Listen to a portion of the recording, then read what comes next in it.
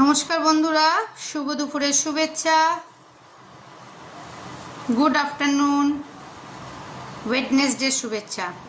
আজকে লাঞ্চে কি আছে আমি একটু দেখিয়ে দিই। আজকে লাঞ্চে আবার আমরা লম্বা লম্বা করে বেগুন ভাজা করেছি, লেবু তো আছেই, একটু চপও করা হয়েছে।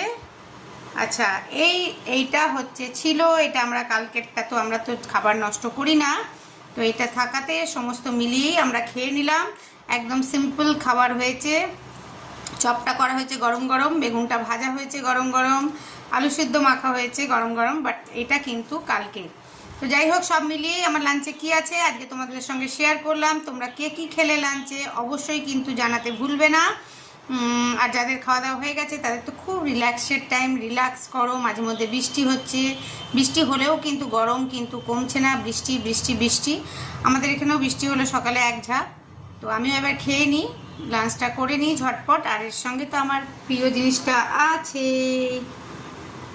ওকে, তাহলে সবাই ভালো থেকো, সবাই সুস্থ থেকো, টাটা বাই বাই, ওম সাইরাম।